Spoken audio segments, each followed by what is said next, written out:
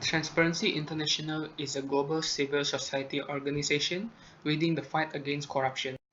According to them, corruption is the abuse of entrusted power for private gain, and it can be classified as grand, petty, and political, depending on the amount of money lost and the sector where it occurred. In Indonesia, the corruption has reached a level where it causes a great effects on the country as well as for the people. This problem creates an environment where only a small group of people are in favor in, while most of the citizens of Indonesia suffer from their action.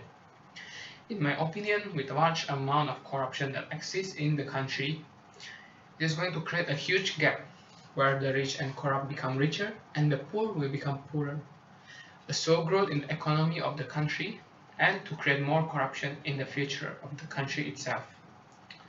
Before we proceed to the first problem, let us take a look at a short clip taken from the documentary The New Ruler of the World by John Pilger. We found more than 1,000 mostly young women working crowded together under the glare of strip lighting in temperatures that can reach 40 degrees centigrade. The only air conditioning is upstairs where the bosses are. Working hours can vary and can be increased dramatically when an urgent export order has to be met. The first problem that are created by a high amount of corruption in a country is that the corruption can create a large gap within the people of the country. As an example, in the clip of the documentary video that we saw earlier, it can be clearly seen that there are a great gap and inequality between the worker and the owner.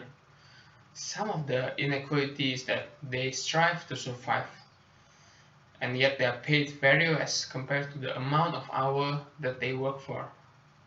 And the other form of inequality that can be seen in this video is that there are no exact working hour.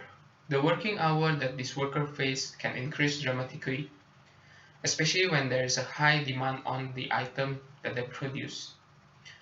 According to John Pilger in a part of his documentary, The New Ruler of the World, Indonesia should have been a very rich country because there's an abundance of natural resources all over the country,